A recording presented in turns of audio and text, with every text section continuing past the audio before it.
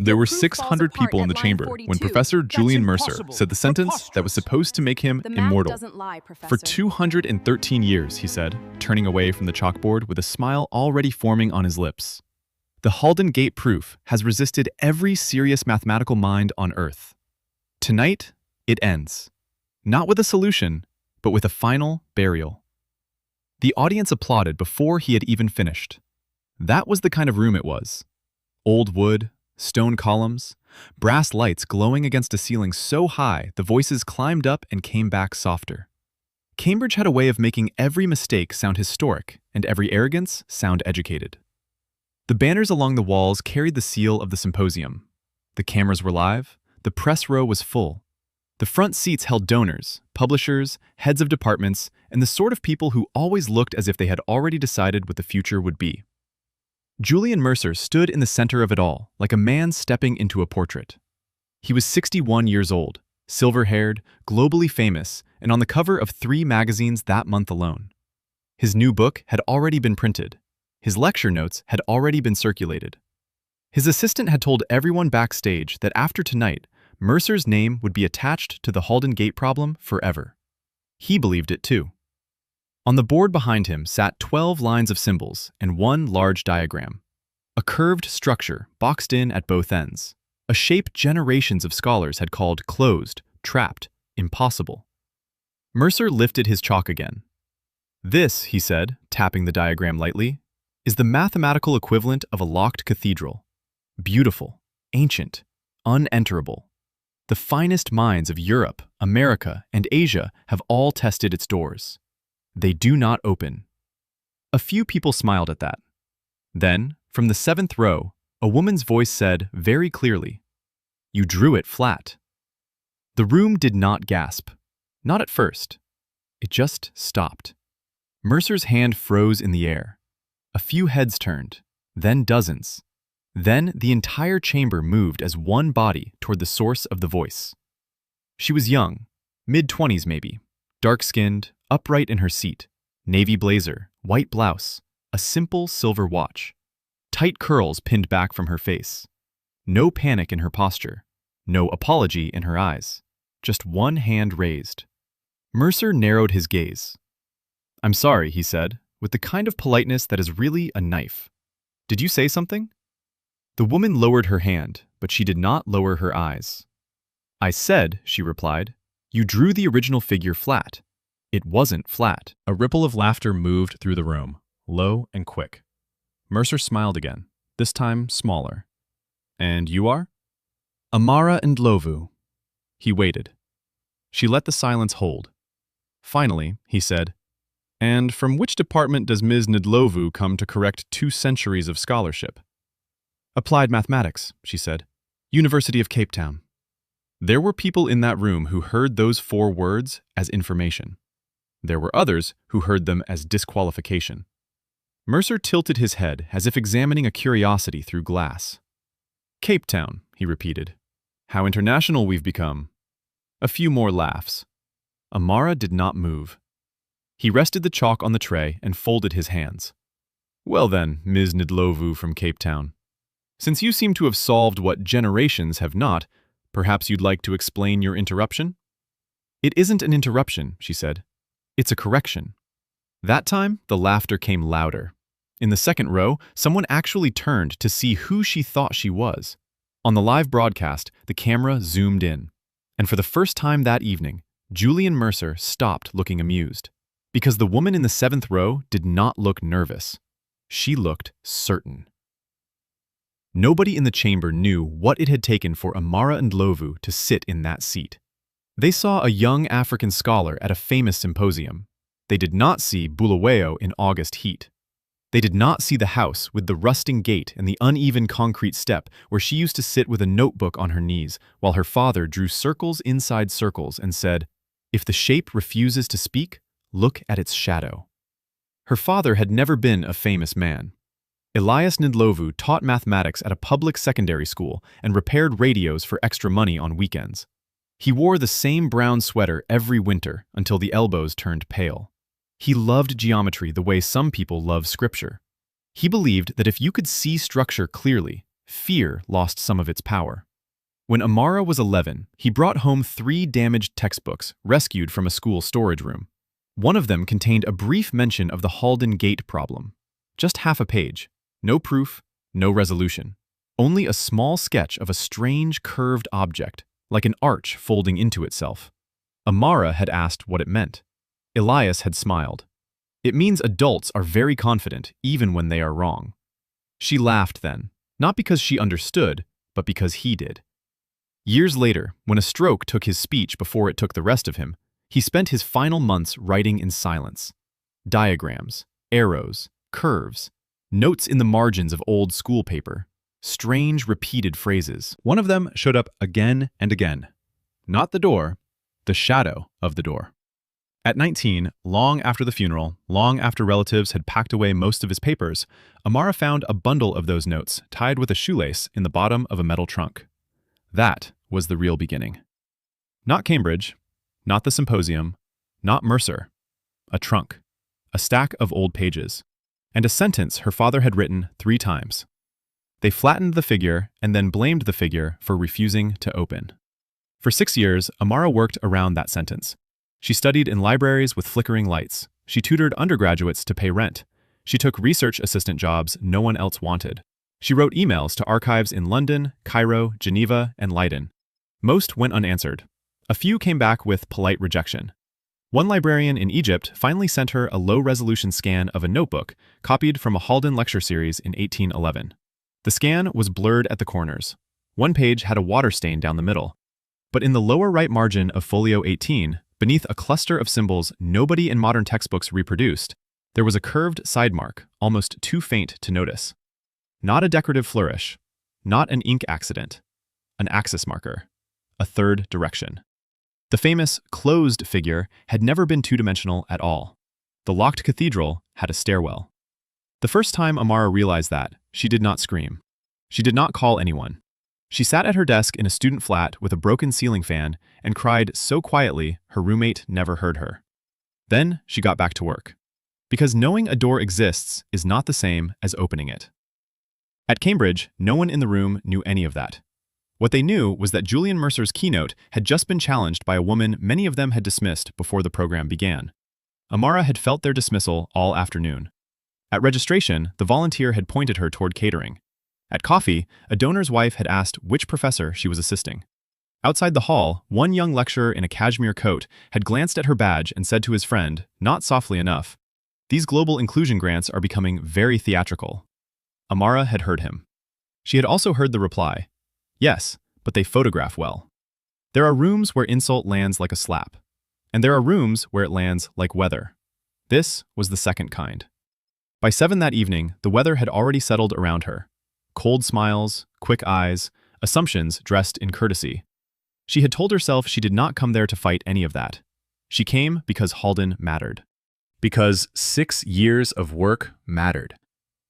Because her father had died with an unfinished suspicion in his notes, and she had spent half her 20s turning that suspicion into something no one could wave away.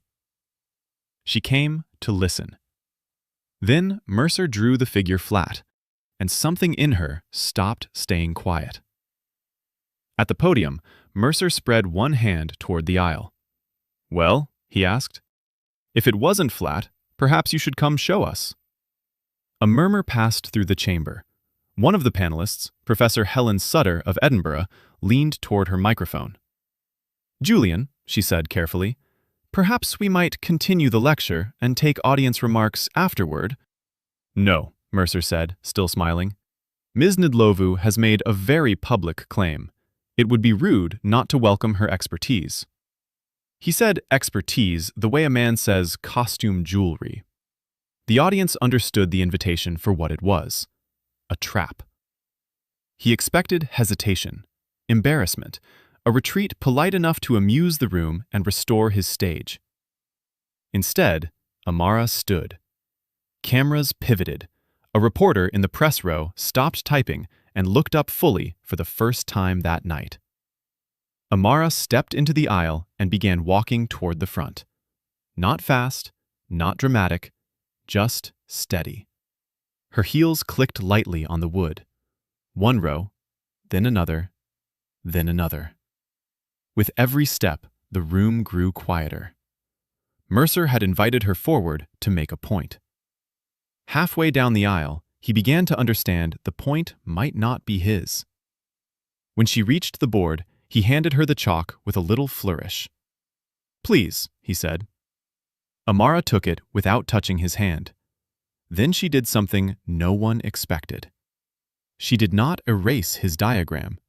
She went to the clean side of the board and drew 3 simple lines, one vertical, one curved, one angled backward as if disappearing into depth. Then she turned to the room. "You're all looking at the wrong object," she said. A few people shifted in their seats. She tapped Mercer's diagram. "This is the flattened lecture version. It is not the archival figure. It is a Victorian classroom redrawing of the archival figure." Mercer made a soft, scoffing sound. "That distinction is meaningless." Amara shook her head. "No, Professor. That distinction is the entire problem." She drew the original shape again, but differently now. Not a closed arch, but a turning form with a hidden arm folding behind the visible curve. "In the modern rendering," she said, "the terminal edge appears to collapse back into itself. That is why the boundary is treated as sealed. But in the 1811 copy from the Al-Khatib notebooks, there is a directional side mark here." She added a thin diagonal hook near the lower curve, which shows the structure rotating out of plane. The room stayed silent. She looked at the audience, not Mercer. "You've been solving the shadow of the object," she said, "not the object." That line moved through the chamber like current. On the panel, Helen Sutter sat forward. Mercer's expression hardened. "The Al-Khatib notebooks," he said. "You are referring to a secondary copy of uncertain authority." "Yes." "And basing a global correction on a marginal sign in a copy?" "No," said Amara. "I'm basing it on 6 years of reconstruction, 3 archival correspondences, 2 geometric equivalence tests, and a full proof that the open rotation removes the false closure." Now the chamber did gasp. Not loudly, but enough. Mercer laughed once, sharply. "A full proof?" "Yes." He stared at her. Then he looked at the cameras, then back at her. "Well," he said, "this improves the evening." He stepped aside from the board. "By all means, Ms. Ndlovu, since you have a full proof, perhaps you'd like to present it to the room."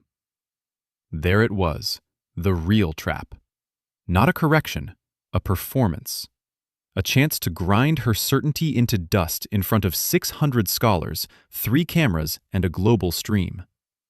Somewhere near the back, someone whispered, "This will be brutal." Amara heard it. She also heard, from somewhere older and deeper in herself, her father's voice. "If the room wants fear from you, give it clarity instead." She set her bag beneath the board. Then she said, "I'll need the panel to verify line by line." Professor Sutter answered first.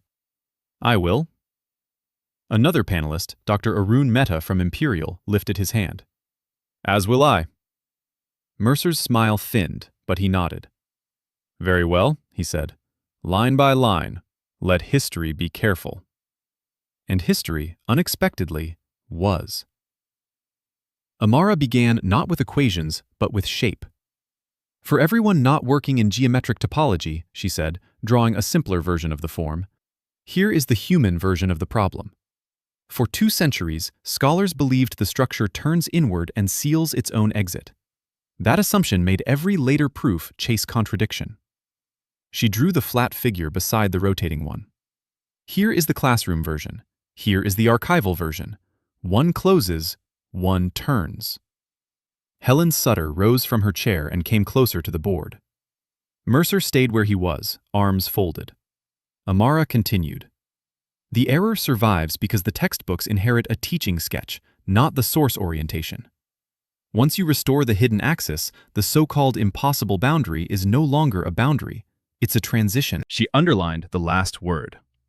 Transition. Dr. Mehta nodded slowly. In the press row, pens moved again. Mercer interjected. Orientation alone cannot rescue the collapse term at the lower gate. Agreed, Amara said. That's why the second mistake matters more. She turned and wrote a sequence of symbols beneath the rotating figure. Then she circled one notation in red chalk borrowed from the side tray. This operator has been treated as a closure lock since the Bradmere lectures of 1848, she said. It isn't one. A rustle passed through the front rows. It's a transfer marker, she said, not a stop. Mercer opened his mouth, but Sutter cut in. Source? Amara did not look at her notes. She did not need them. Leiden Comparative Copy, shelf K19. Same marker appears in 3 unrelated diagrams from the same school, each indicating directional carry into a secondary plane. The label was mistranslated in the 1862 English notes as fixed return. That translation became standard. The mathematics followed the translation, not the object. Now even people with no idea what she was saying could feel the architecture of it. Not just a proof, a buried chain of inherited error. Mercer took a step toward the board. You expect us to believe the field has been wrong because of one mistranslation and one sketching convention? Amara turned to him. No, she said. I expect you to believe the field has been wrong because it trusted prestige more than primary material. That line landed harder than the first. A few faces in the chamber changed. On the live stream, the chat erupted so fast the moderators could barely keep up. Mercer's jaw moved. He smiled, but it no longer reached anywhere above his mouth. Proceed, he said. So she did. The next 20 minutes changed the room. Amara worked in stages. First, she rebuilt the object in 3-dimensional terms using the archival orientation. Then she mapped the visible curve to a known transitional family no one had previously applied to Halden because, until that moment, no one had framed Halden as a turning structure. She did not perform like someone improvising brilliance. She moved like someone returning to a road she knew in the dark. When she paused, it was not because she was lost. It was because she was choosing how much of the mountain to make visible at once. Here, she said at one point, writing a narrow set of substitutions beneath a longer chain, is where every modern attempt collapses. Not because the object fails, but because the solver keeps forcing symmetry too early. Dr. Mehta read the line, then the next. His eyebrows rose. Mercer saw that and interrupted immediately. That substitution is unstable. It is in the flat model, Amara replied, not in the turning model. Utter checked the step herself. Then, without looking up, she said into the microphone, "The line is valid." Something almost physical shifted in the hall. For the first time that evening, Julian Mercer looked like a man who had misplaced the floor. Amara kept going. At minute 14, she introduced the secondary carry. At minute 19, she separated the apparent loop into 2 linked passages. At minute 22, she wrote the line her father had almost reached in silence years before, the line she had found half begun on a yellowed page in a metal trunk. She stopped just long enough to see it there beneath her chalk. Not the same notation, not the same polish, but the same idea. For a second, Cambridge disappeared. There was only Bulawayo. Dust in late afternoon light, her father leaning over a page, his finger tracing a turning curve, his quiet smile when he knew she had finally seen what he saw. Then the room returned. Mercer cleared his throat. "Even if we grant the carry," he said, "your passage still meets a locked lower condition." "No," Amara answered. She walked to the far right of the board and drew the lower condition as geometry, not algebra, a narrowed throat between 2 arms of the structure. "In the flat reading, yes," she said. "In the rotated reading, this point is not a wall, it is a hinge." She marked the hinge and shifted the line through it. One of the graduate students in the front row let out an involuntary sound. Not a word. Recognition. Dr. Mehta turned to Sutter. Sutter whispered, Good God. And still, Amara kept going. Backstage before the lecture, Mercer's publisher had told him, "Tonight seals the legacy." At the 30-minute mark, he stepped quietly out of the front row and started taking calls. No one announced it, but people saw. The donors saw. The journalists saw. Amara did not. She was too deep inside the proof now. The camera operator later said it was the strangest live event he had ever filmed, because the most dramatic person in the room was the one moving the least. Amara did not wave her arms. She did not seek applause.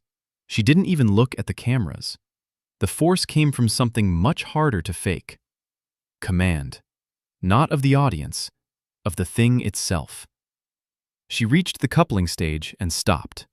Not from doubt, from memory. This was the stage that had taken her 11 weeks in Cape Town. 11 weeks of failure, coffee gone cold, equations rewritten at 2 in the morning. 11 weeks of thinking her father might have been close, but still wrong. 11 weeks of almost quitting each time the passage folded back into noise. Then, one Sunday before dawn, during a power cut, she had stopped staring at the formulas and lit a candle. In the half-dark, she saw the old sketch pinned above her desk, not as a curve, but as a turning stare.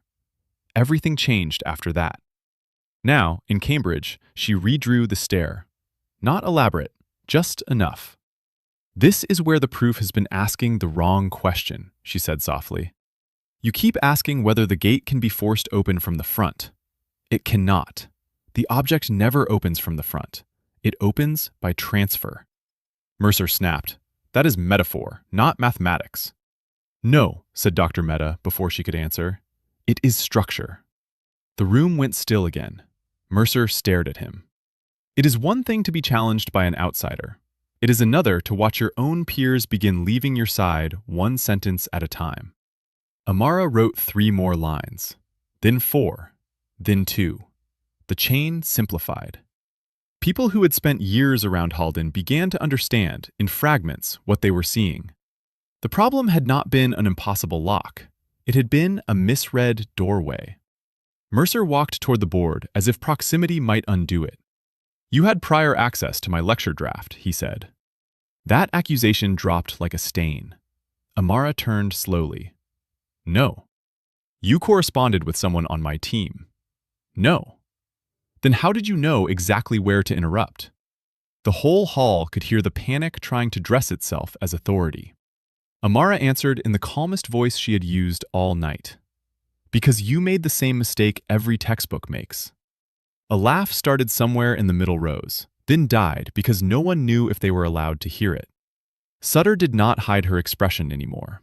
It wasn't amusement. It was recognition. Mercer had lost the room's obedience. He just hadn't accepted it yet. There is a cruel thing that happens in elite spaces when a certain kind of person is proven right.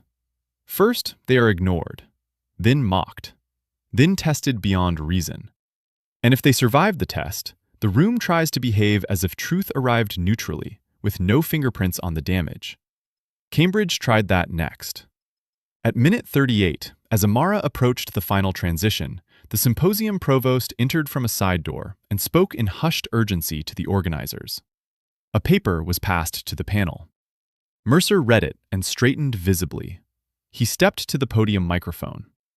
"In light of the extraordinary nature of these claims," he said, "we may need to pause formal proceedings until the verification committee can review the archival basis in private." The audience reacted instantly. Not outrage exactly, alarm. They knew what pause meant. It meant removal, delay, containment. It meant taking the most dangerous thing that had happened in that hall and locking it in a smaller room where prestige could recover. Amara's hand tightened around the chalk. Sutter spoke before anyone else could. "No." Mercer's face changed. "No?" he repeated. "No," she said again, louder now. "We have verified every line presented so far. If you pause this now, you are not protecting standards. You are protecting ego." That sentence would appear in newspapers the next morning. At the time, it sounded almost impossible inside that room. Mercer fluorescent. The provost leaned down to whisper something else. Dr. Mehta ignored them both and looked directly at Amara. "How much remains?" She answered without hesitation. 11 minutes. He nodded once. "Then finish." That was all. But the room heard it as permission from history itself. Amara turned back to the board. Her hand was steady now. Whatever fear had climbed into her on the walk down the aisle had burned off in the work. She split the chain into twin passages, simplified the first through transfer, fed the resulting condition into the second. One side collapsed elegantly. The other resisted. Then it narrowed, then narrowed again. The audience could not follow every symbol, but they could follow human faces. Mehta was no longer skeptical. Sutter was no longer cautious. Even the third panelist, a man who had said almost nothing all night, had removed his glasses and leaned so close to the board it seemed he might walk into it. Mercer stood very still. Amara wrote the penultimate line, then the next, then the last full transformation. She circled the final relation. Not with a flourish, just once. A clean white circle around an answer 2 centuries of certainty had declared unreachable. Then she set the chalk down. Silence. No applause, no breath. Julian Mercer was the first person the cameras found. He did not look angry anymore. He looked evacuated. As if some structure inside him had been carrying his name for so long it had mistaken itself for truth. Dr. Mehta rose from the panel table and approached the board. He read the full chain left to right, then back again. Sutter joined him. They checked the transitions in quiet concentration while the chamber held itself on the edge of one collective nerve. At last, Mehta stepped back. "It holds," he said. Sutter looked at the audience, then at Amara. "It holds," she repeated. Only then did the sound come. Not cheering at first, a deep release. A whole room exhaling shock. And then, rising from the back rows forward, applause. Uneven, then stronger, then overwhelming. Not everyone stood, but enough did. Enough that the image on the live broadcast became indelible. A young African scholar at a chalkboard filled with white fire, while the hall that doubted her rose in waves around her. Amara did not smile immediately.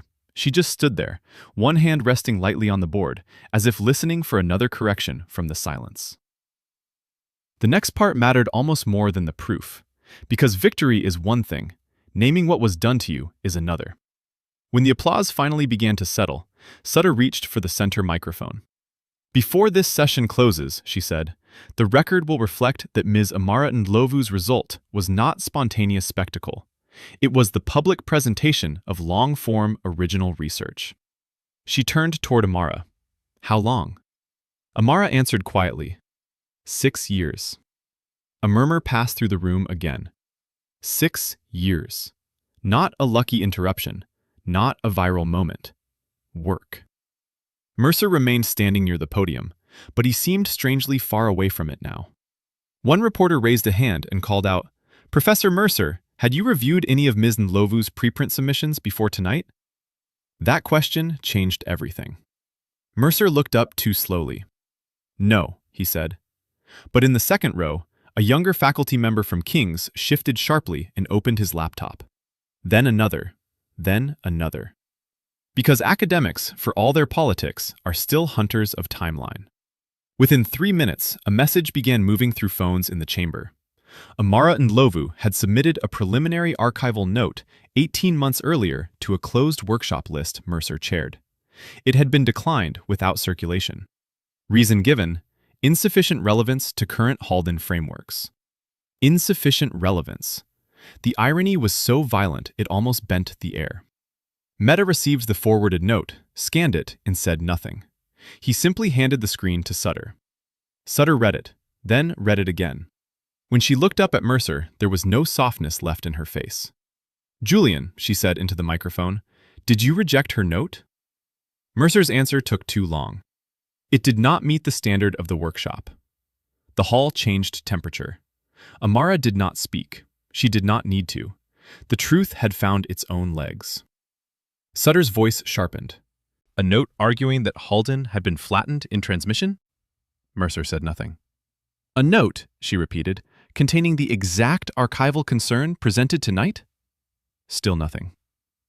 At last, Amara stepped toward the microphone. I didn't send it under my full name, she said.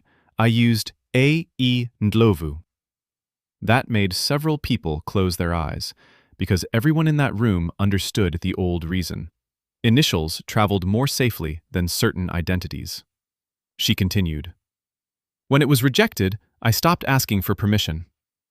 No one moved.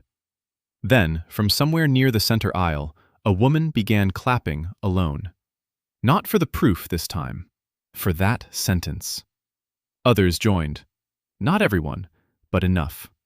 Mercer did not clap. He lowered himself into his chair as if age had reached him all at once. Later, newspapers would call it a turning point in academic culture. That is what institutions always say when they want redemption from a moment they did not cause. For Amara, it was much smaller than that. An hour after the chamber emptied, she sat in a quiet side room with a paper cup of tea going cold in her hands, while someone from the organizing committee asked whether she would consent to immediate journal review, emergency replication sessions, and a filmed interview for the archive.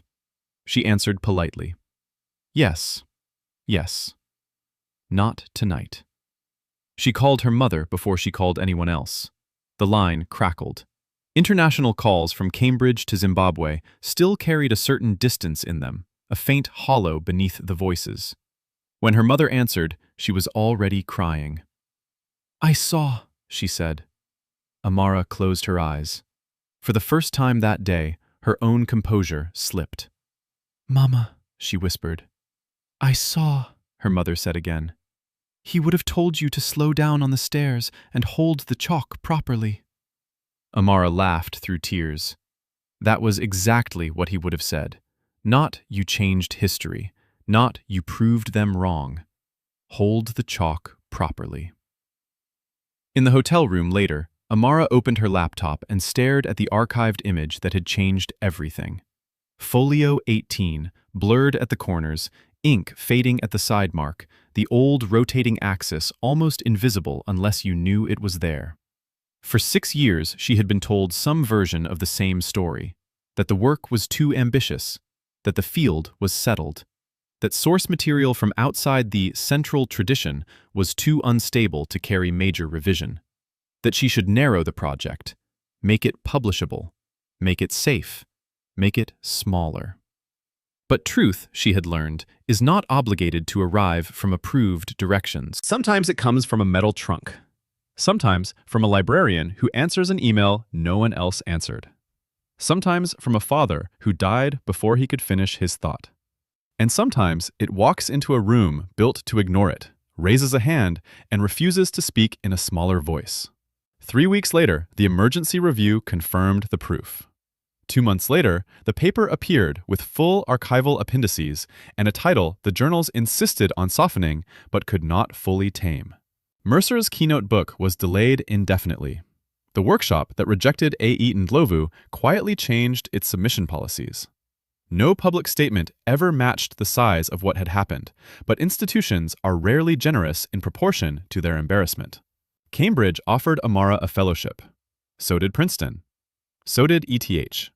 She thanked them all, then surprised everyone by returning first to Cape Town to finish the work with a team that had believed her before it was fashionable. In one interview, a reporter asked why. Amara answered, "Because I refuse to let people become visible only after powerful rooms approve their reflection." That quote traveled for months, but it was not the line people remembered most. The line people remembered came at the end of the documentary interview recorded nearly a year later, when the director asked her what she had felt walking down the aisle that night. Amara thought for a long moment. Then she said, "I felt what many people feel in rooms like that. I felt that if I spoke and failed, I would confirm what they already wanted to believe. And if I spoke and succeeded, some of them would still try to keep the success from meaning what it meant. So I decided not to speak for them at all. I spoke for the work." That was the real ending. Not applause, not scandal, not Julian Mercer staring at the floor while newspapers rewrote his certainty into past tense. The real ending was simpler. A woman speaking for the work. A father's unfinished thought carried all the way to the board. A shape that had been called sealed finally shone, turning in the light. If you know someone who has been treated like they need permission before their truth can count, send them this story tonight. And if you have ever sat in a room that mistook your silence for agreement, remember this. Some doors do not open by force. They open the moment someone finally draws them correctly.